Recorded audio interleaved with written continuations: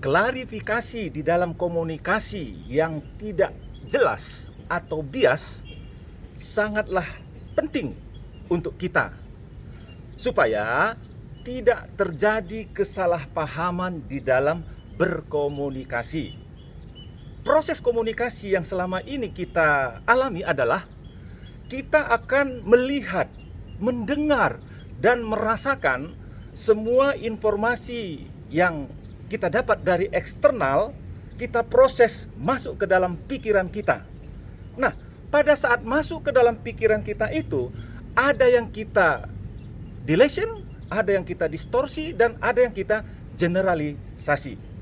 Nah, supaya komunikasi itu efektif, tidak salah paham, perlu kita klarifikasi semua informasi yang kita terima. Dengan cara apa?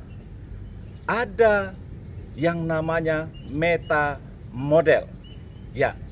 Jadi, misalkan contoh komunikasi di perkantoran.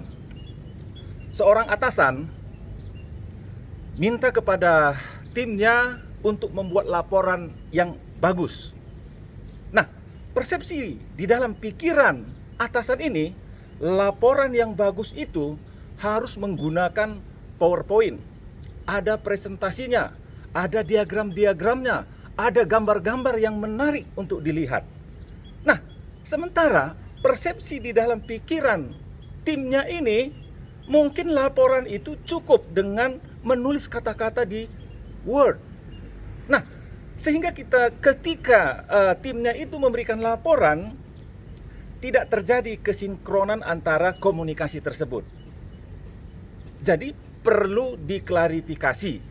Seperti apa sebenarnya laporan yang diinginkan oleh atasan? Jelas. Ya, kita tanyakan. Apakah dibuat PowerPoint-nya? Apakah dibuat diagramnya?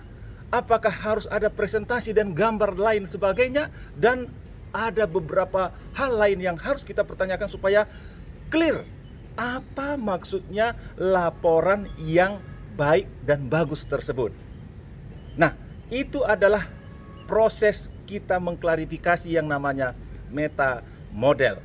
Nah, demikian juga halnya dengan komunikasi-komunikasi yang kita sering lakukan, baik di rumah, baik di tetangga dan lain sebagainya.